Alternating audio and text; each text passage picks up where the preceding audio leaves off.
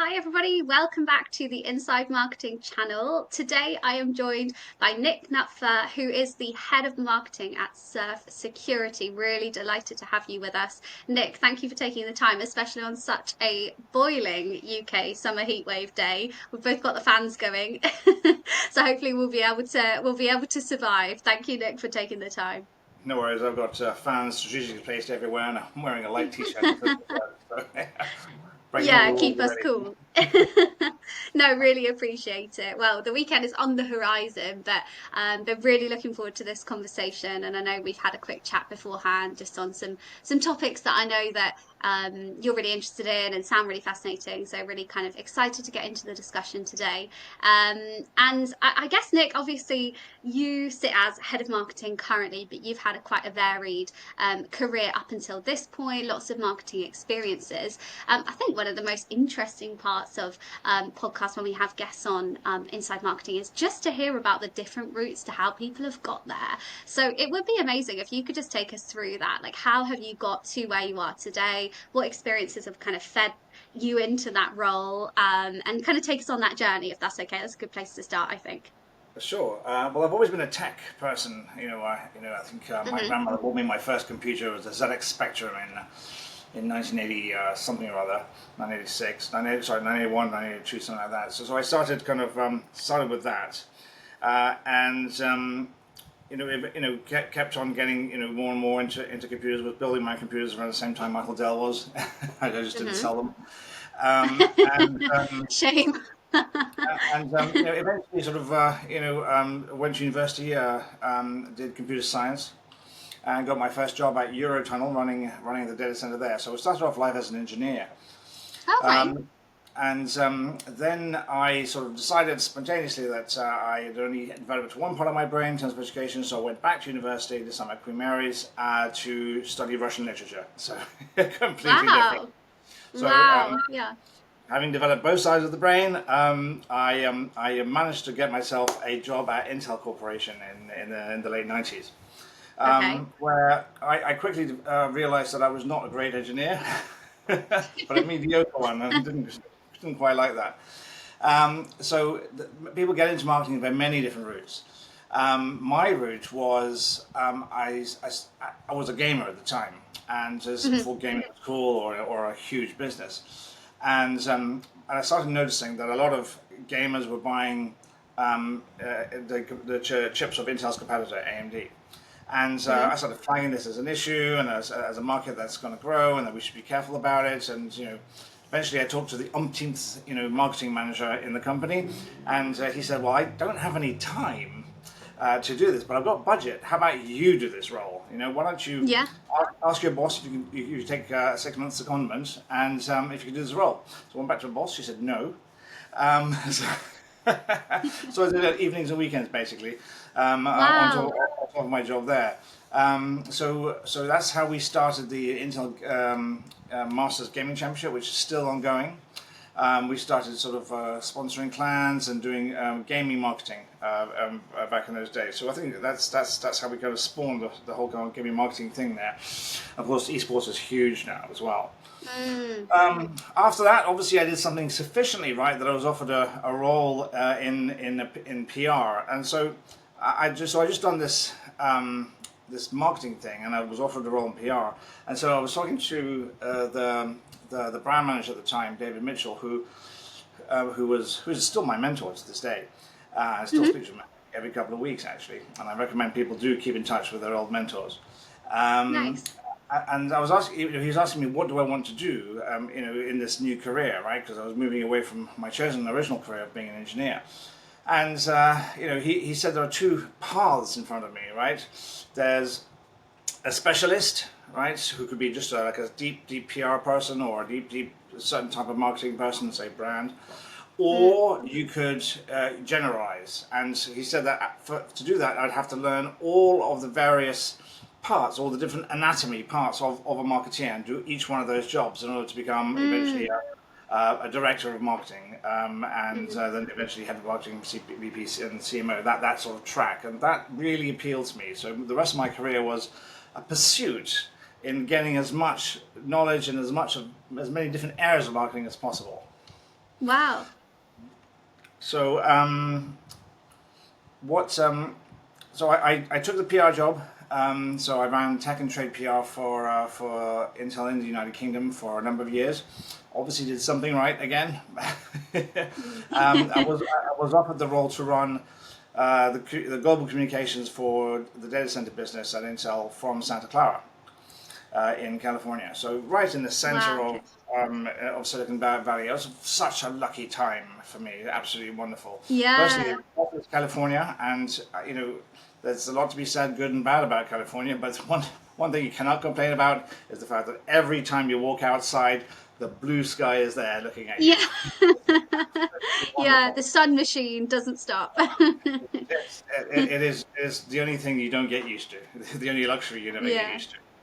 In fact, I Yeah. remember the weekend we moved there. There was a bit of rain on a Saturday, and it was on the local news. That barbecues were spoilt because of Freak it. event. So I ran sort of data center communications for the company for about 5 years in California. It was Hmm. an amazing time. I sat sort of 2 cubes away from Andy Grove, the famous Andy Grove that wrote all the business books, the third CEO Wow. of Intel. I had lunch with Gordon Moore twice. It was absolutely magical moments that I appreciated at the time how big they were. But now I look back and look and going, wow, was that really me? Yeah. Um, and I learned an incredible amount by just being around some of the cleverest people on the planet, the most technical and the most skillful in terms of public relations and marketing. So I really started Mm, to learn a lot, and you learn a lot by being with people who are smarter than you, and that's basically been mm. my story: is surrounding myself with people smarter than me. And so I did a 6 week trip to Indonesia where I was to set up our PR operations over there. And I'd never really spent any time in Asia before, just towards the end of the 5 years. And I thought, wow, this is the new center of the world. This is the new growth Yeah. area of the planet. I must live here. So completely by chance, I was shortly after that offered a role to manage all of data center again marketing in all of Asia except Japan. So China Wow. and APAC. So that was really fortuitous. Mm. So I moved to Hong Kong with the family. So I already had one child by then. So one born in California, so I'm a little American, and then in Hong Kong I had a second, my little dragon. So that was Wow. 12 years ago. Um, and living in Hong Kong, feeling that energy, that buzz, the enormous progress, you realise that we are already back then we were in a multipolar world. That there's no longer just one, block of civilization, which was dominant at the time. It really is, was changing very very quickly, and that's evident now. But at the time, it was still a little new. Um, Yes. Again, learned enormous amounts then. I think I did 30 keynote speeches in 30 months. Some in front of 4,000 people, so I definitely lost the fear of public speaking. Yes. As perfectly Again, demonstrated. yeah. Again, another thing that my mother used to always say is that always do something every day that scares you, right? Because it will Yes. kill you the second or third or fourth time. So that willingness to kind of jump into the unknown, has always driven me. Mm. What happened after that? Oh yes. So I was offered 2 jobs after that. One's to remain in Hong Kong, and one to run the entire marketing operation for a new startup within Intel called the Intel Data Center Software Group. So obviously I couldn't pass that up, and that was based in Portland, Oregon. So moved back to the States, this time to Oregon, and Wow. I love Oregon. It's again, the summers are 4 months of 28 degrees Celsius, so Lovely. it's not too hot, not too cold, and then the rest of the year is sort of a bit of snow in the winter, and the rest is just lovely drizzle, which is which I missed Perfect. uh, Let's all move there. after you're living in California and Hong Kong for like 8 9 years altogether. It was nice to be somewhere cool for a while. Can Yeah, so imagine. that was a different pace of life from Silicon Valley to the metropolis of Hong Kong, which is basically, you know, London in the tropics. It's Mm, so many people from all different parts of the world thinking and working together. It's just such a buzz. Well, the pace of life in Oregon was a little calmer, but the work was just as exciting.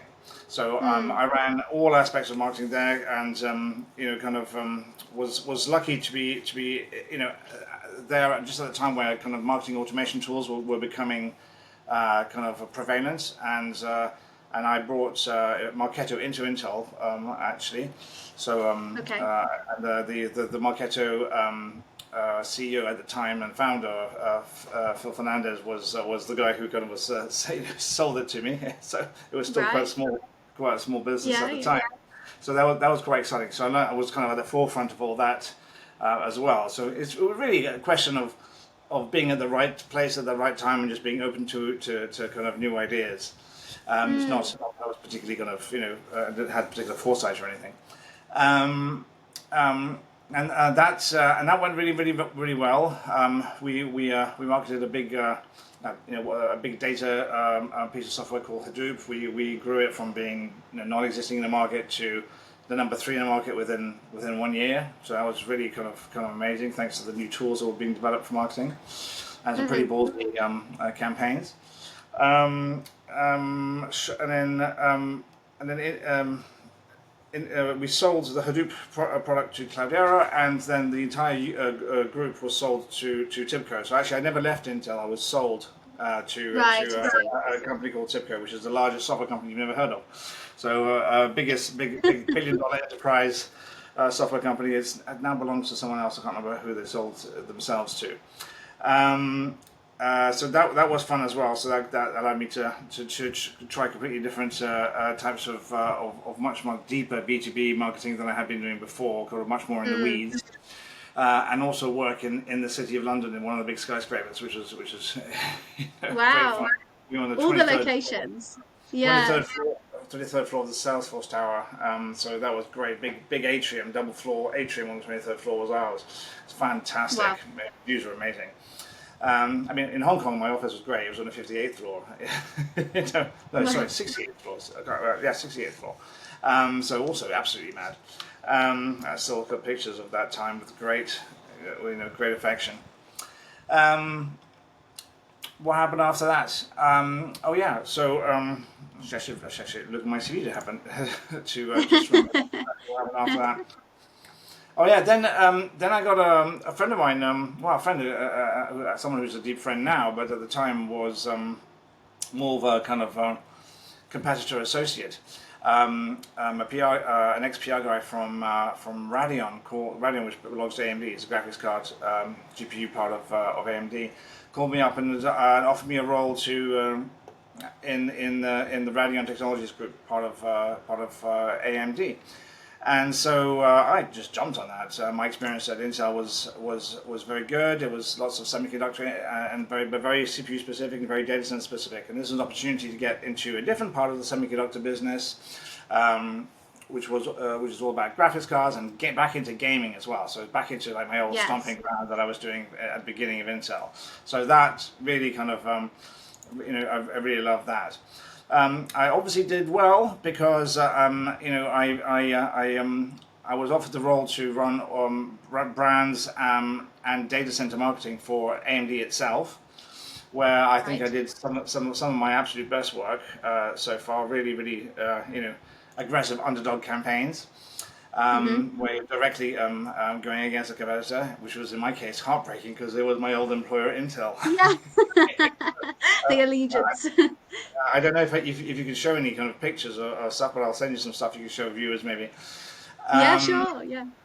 um, and then eventually they seemed to like what I did. They gave me the role of global head of branding and creative for AMD. So I did that and was able to kind of restructure their brands and kind of grow their brand value, turn AMD into a master brand, and by the time I left, the brand was already worth $1 billion. I think it's worth about six now. So Wow.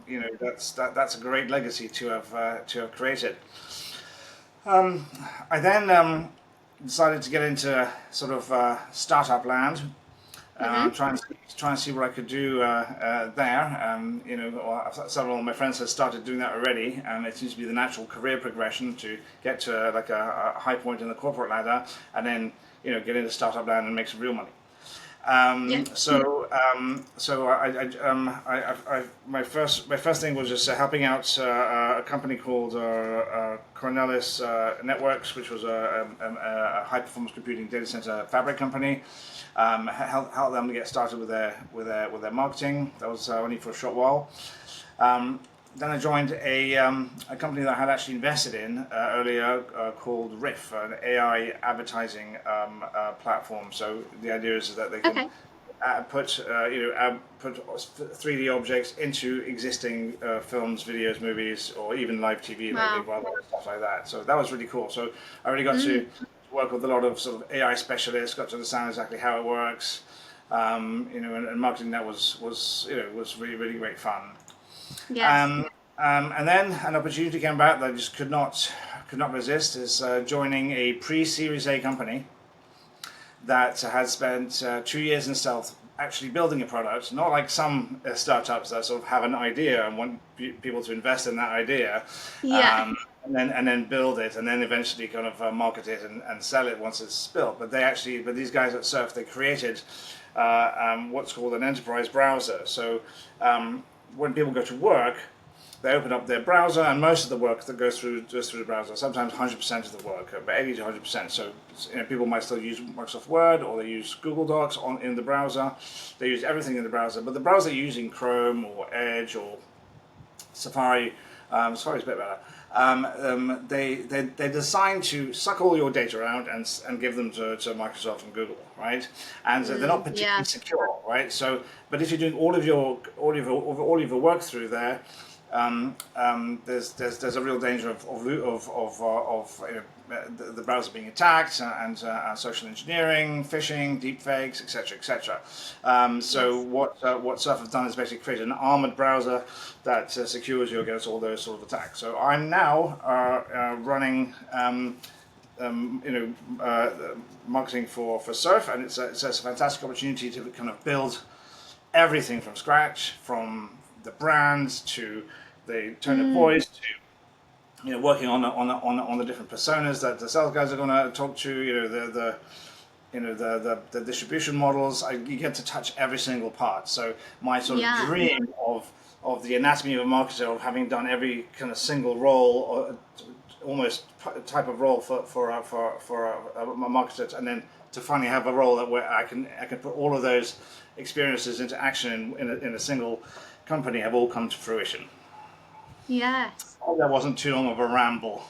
No, absolutely. Wow. I mean, what a journey. I feel like we have traveled around the world with you through that story. And, to the 68th floor in Hong Kong, to central city of London. And I was right there with you seeing it all and absolutely fascinating. And I think, we talk about people who are all-rounder marketers, but I mean, that experience that you've shared with us is really the definition of that. I mean, to have been immersed in so many different sort of um, businesses and industries and aspects of marketing and looking at it all through such different lenses throughout your career, it must be such a gift now to be able to bring that knowledge to your role. So yeah, I mean, thank you so much for sharing. And I think it's a really interesting point that you bring up between specialist versus generalist. What is the anatomy of a marketer? What makes a great marketer? Do you think that advice that your mentor gave you those years ago still stands? Do you think all marketers still have that choice kind of in front of them with either specialist or generalist, or do you think these days more people are falling into the generalist category or the specialist category? How do you think it's working in 2024? I think that it hasn't changed fundamentally. I think that social media has created some self-taught specialists in a way. If you grow up with it, it's different to not having grown up with it. I remember when Twitter first came out, people were a bit confused as to what it was for. I Yeah. remember jumping on it, and giving myself, the Twitter handle Intel Nick, and having quite a lot of fun on it back at the time. But a lot of my friends, from California, for example, still kind of specialize in PR and now have become, VPs of PR at very large corporations. Yeah. And so that both routes are viable routes to personal fulfillment and success. I have very severe ADHD, and so I need the distraction of a million things going on at the same time to Yes. remain everything. I don't have that sort of single-minded discipline without my dexamphetamines. you know? Yes. Yeah. It depends on I think it depends on your personality and the makeup of your brain, your education, and Mm. what makes you happy really. If one Yes. particular if getting deep into kind of branding makes you happy, then that's awesome. And Yeah. each one of those also has subspecialties in them, right? So you could be a branding expert but specialize in copywriting, Hmm. for brand work, or you could be a Hmm. specialist that does identities, right? So logos, etc. Right? So, um, it's a bit like being a doctor. Mm.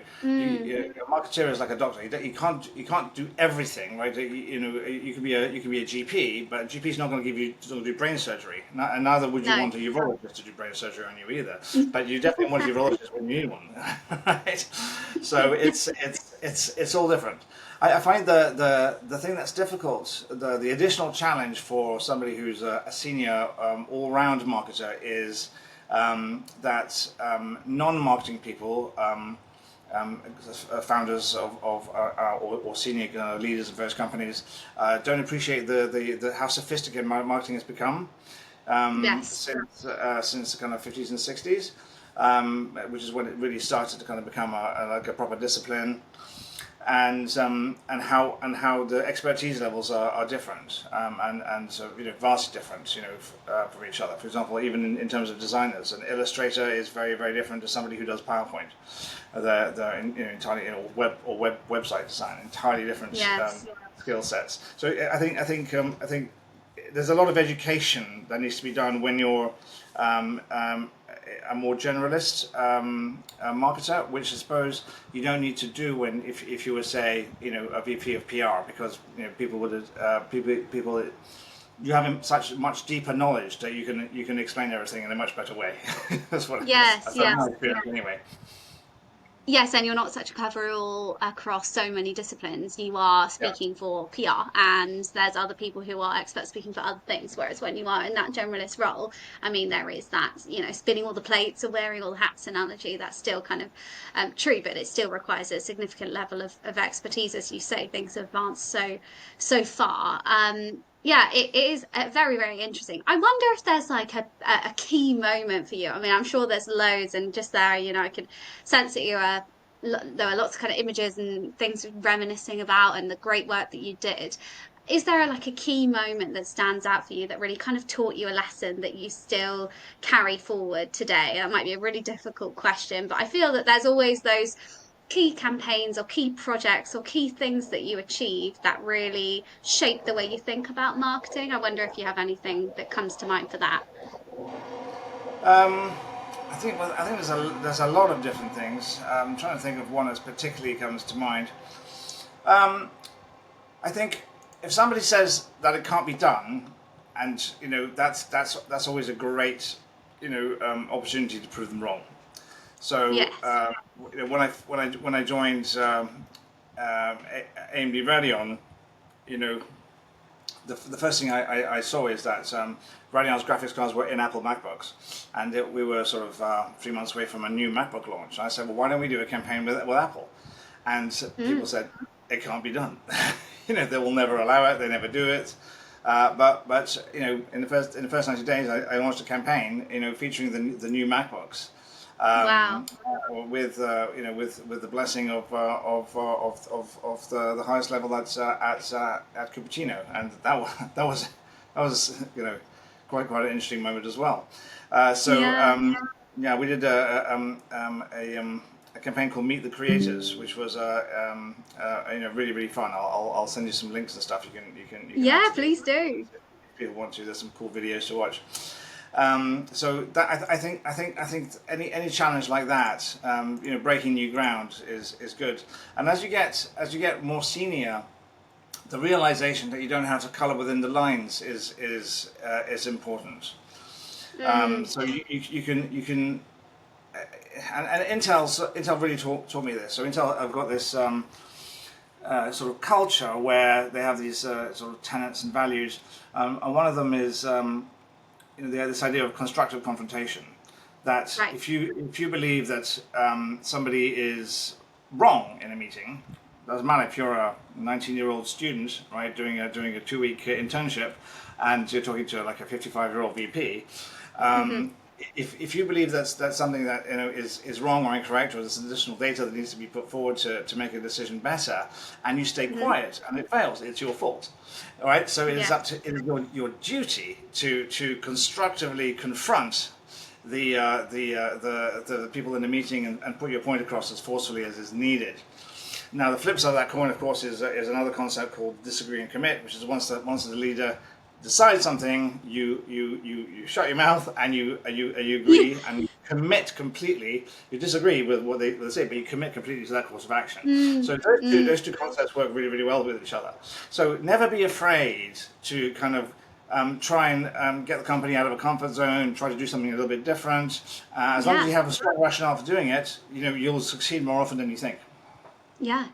Yeah, and it's kind of our responsibility. I mean, as the marketers, if we're not going to do that, then who is? So, we've kind of got to push those boundaries, as you say, and try something new. I mean, we're all about driving for results and trying to, attribute success. And, that very rarely comes from doing the same thing over and over again. It requires new ideas, different ways of thinking. So, yeah, I love that kind of what was it? Consultative confrontation. Constructive confrontation.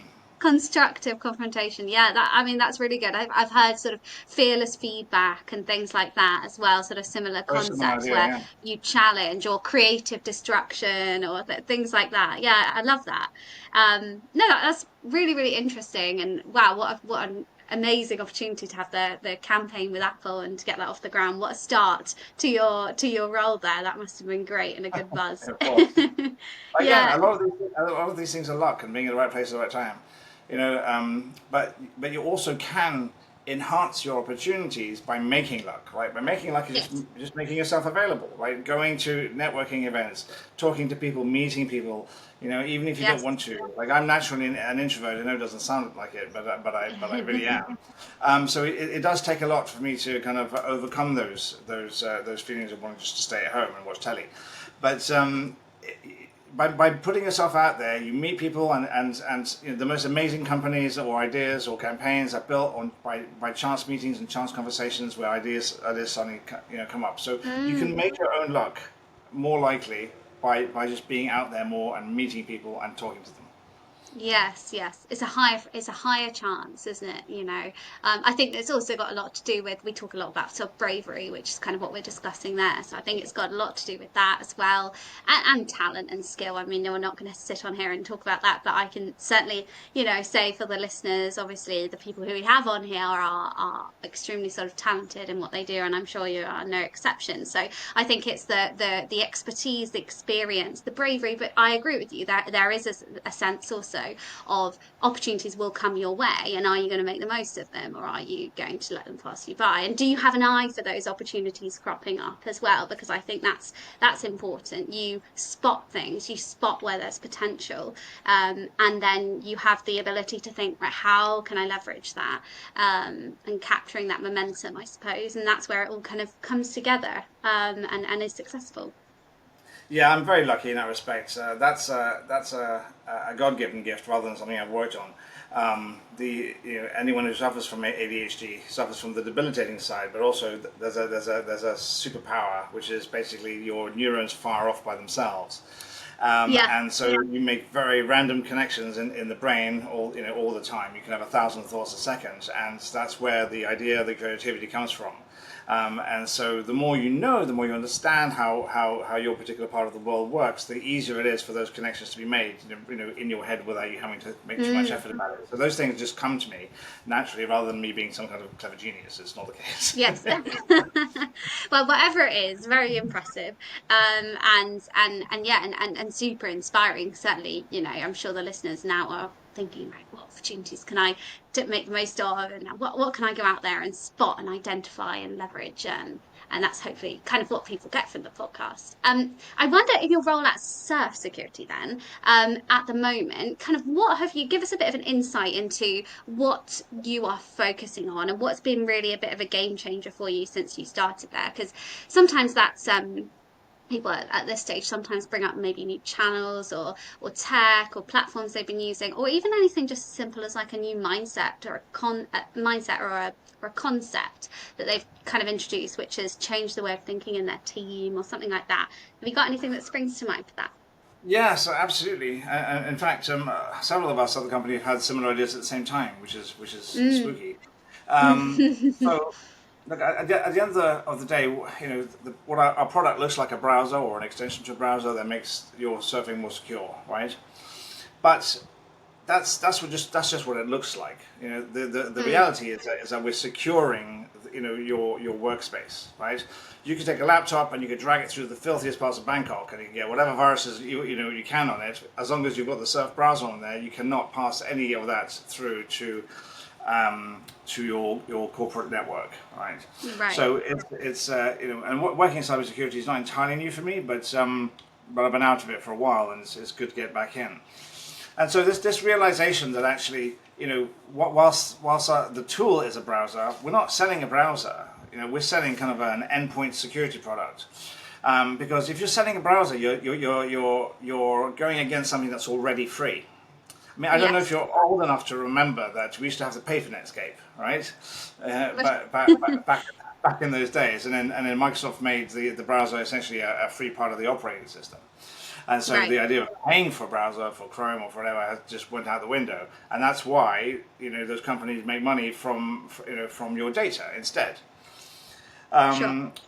So it's very difficult to go up against something that's already free, right? So even if you do give it bring a lot of advantages with it. So the way I'm going to be positioning the Surf security product is basically as a sort of endpoint. Endpoint being your device, whether it be a phone or computer or laptop, whatever, protection, suite of protections, really, and Mm. it'll protect against social engineering, phishing, spam, scams, as well as people trying to hack in more traditional Yes. ways. Yes.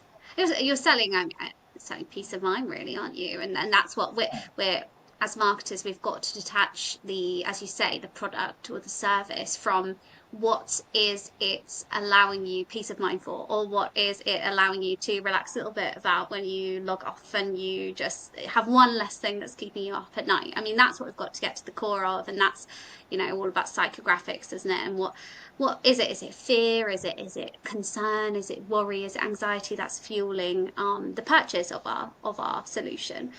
So that's, yeah, really interesting. And are you going to be working with have you got quite a team there, or are you quite by yourself? I guess moving from corporate to startup, that's a bit of a different kind of structure in terms of how organizations tackle marketing, really, isn't it? So how is the structure? Well, what's been fun is when you go from corporate world where you have like at AMD had 25 designers in the studio and then other stuff as well, Yeah. to a small startup where you have maybe one or two employees only. It really changes. You have to be much more hands on. And I've always Mm, liked the hands on part myself. I don't like people managing particularly, right? I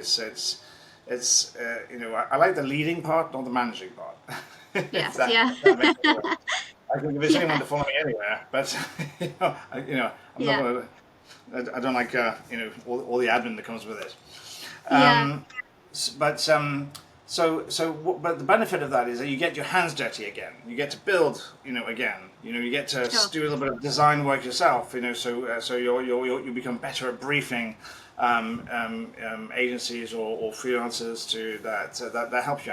And after a certain amount of time, you do end up having a virtual team around you at all times at any company, Mm, right? So I have such a large network of freelancers and agencies to draw upon that. At Surf I've been able to multiply my own effectiveness my many times thanks to the people who one believe in the company and the product and are helping me for either mates rates or less. you know um, because as a pre-Series A company, before your Series A funding, your budgets are really kind of limited. But also, mm. a limited budget is just another way of making you even more creative, right? Yes, In yes. a way, putting limits around something makes you think outside of the box even further. And Mm. so there'll be news later in August, which maybe people will see about stuff, which will show you a bit of that kind of how that blue sky thinking can work. Wow, yeah. Oh well, we look forward to that. Very exciting. Yeah, and I think that's really interesting, isn't it? Because I think working with small budgets in an organization, we're always thinking, well, the grass is always greener. Wouldn't it be good if we could times this by 10? Imagine the potential of what we could achieve if that was the case. But actually, there is a exciting kind of challenge there when you've got a small budget and it's like, what can we do? How can we compete? And then it maybe even makes it all the more exciting. So yeah, I can really kind of sense that from you, and I'm sure that people can relate to that feeling. And then it's a real win when you've maybe been limited, but when you achieve something, you think, yeah, look at that, we did that, and we did that through creativity, we did that through going against the grain. Um, yeah, really interesting. Well, we'll wait and see for what happens in August. Yeah. And I guess on the other side, then, like obviously one of the things we like to talk about is kind of marketing as a career, as an industry, and what we maybe perceive to be the things that we're going to have to navigate a little bit as marketers in the next couple of years. And I don't know what your take is on that, either within the industry that you're working in at the moment, or just generally in marketing. What do you think the biggest challenges are that we're kind of posed with? I mean, this is always where people talk about AI. We don't have to only talk about AI, but that may be part of it. I would be interested in hearing your thoughts. Well, I mean, look, I've been in the industry for a long time, long enough to realize that all the challenges are essentially the same ones. Any new Right, technology that yeah. comes along is a disruptive technology that you have to get used to. Doesn't matter if it's social media, doesn't matter if it's marketing automation, doesn't matter if it's AI. It's just the next thing, right? There'll be a thing Mm, after AI as well, right? Each one of mm, those, all of those technologies have been life changing for marketeers, and you'll go through several of those in your career. And my advice is just don't hold back, right? The first thing I did when I discovered kind of AI back at well, I never really started to understand it at RIF was to do the University of Oxford course on AI. It was just a 6 week course, but it's absolutely brilliant. So I really recommend it mm. to everyone. And keep investing in yourself. We're in a period of lifelong learning, and don't expect your company to invest in you, right? If you can get them to pay for a course or part of a course, great. If not, do it yourself, right? Yeah. If you go to my LinkedIn, you'll see lots and lots and lots of bit of education things because I just keep trying to learn more and cram more in. Because you have to not only stay current, you have to stay ahead of current. Yes. And it's always going to be something new. So I don't want to particularly kind of delve into just AI or just this or just that because they're all just advances that essentially mean that you can do something easier. But the base level of the base of marketing haven't changed in years, right? Sure. They're still the same, right? You still need to figure out your market orientation. You need to do your market research. You need to do your segmentation. You need to do your targeting. You need to find out the positioning of your product. You need to work out what your objectives are. You need to Yeah. work out how to talk about your product. You need to work out what the price is going to be. You're going to need to work out what your kind of campaigns and comms are going to look like, and you're going to need to work out how to distribute the products. Right? All those things have not changed for decades. and Yeah. they're made easier or harder or more exciting or more simple with various tools and innovations. But ultimately, there's no panacea to Mm. knowing the basics. So understand the basics properly, learn the basics properly, read the old books, read The Effective Executive by Drucker, right? Read the classics, right? And you'll be in a Yeah. much stronger position, right? Just reading the latest LinkedIn blog about what AI, latest AI tool can do for you will give you a 10-second advantage, not a lifelong one. Yeah. Yeah. Yeah, absolutely. Yeah, and yeah, really interesting. There we go, everybody. Listen, read the books, and I think I couldn't agree with you more that it's the foundations that prevail, because that is ever changing, that is evergreen, that is what we all come back to. And without a really good understanding of all of those, can really limit yourself. And I think the idea of continuous improvement and learning within marketing is so essential, because there's so much out there that we can consume and we can learn. And I think I really do think you could never reach a point where you'd learned it all new. It would just be you just got to keep chipping away, because there's so much fascinating stuff out there, so many great brains, great books, as you say. So yeah, really exciting if you're kind of new in your career and getting into it. Lots of information out there to dive into. Um, yeah, and I think that the interesting thing there is what I'm hearing from you is it can be quite a negative mindset in a way, when people is this kind of like very well trodden conversation. It's like, oh, what do you think the challenges are that we're facing? But actually, every challenge is an opportunity. At once upon a time, like you say, social media was brought up, and marketers probably sat there thinking, oh, how are we going to overcome this challenge? And now it's an amazing gift that unlocks kind of reach and access to so many customers, to so many brands. So we have learned how to leverage it, and now it's a huge opportunity. So actually, to see it as a challenge, as an opportunity, is a great way to kind of coach people to think as well. So yeah, love that. We are coming to the end of the time. It's been absolutely fantastic and really insightful conversation. I would like to ask you, just away from marketing, if it hadn't been marketing for you, Nick, what do you think you would have done if you, right at the start of the career, if you'd just gone a completely different path? What do you think it would have most likely been as a career? Oh, that's a fascinating question. I have absolutely. It would definitely have to be something creative, because Yeah, that's what brings me the greatest joy. yeah. My soon-to-be wife is the head copywriter at the Economist, and she writes all their ads. And Wow. nothing brings me greater joy than spending an hour just brainstorming the latest ideas, with her for Nice. for Nice. not for any company, right? So we just sort of sit there working out, what this company could write, or something like that. Something, so it would have to be something creative, some kind of artist. Unfortunately, I have no real great, fine hand-eye coordination, so I can't draw. But I can write, and I'm a good photographer. I've published a book. I invented a new type of photography for photographing silicon chips. So Wow. I've got a website, beautifulsilicon.com. So go and have a look Oh, there. You can buy some pictures. yeah. They look like this. And Oh, wow. I wish I had a copy of the book on me. I don't have one just here, but there's a whole book that goes with it.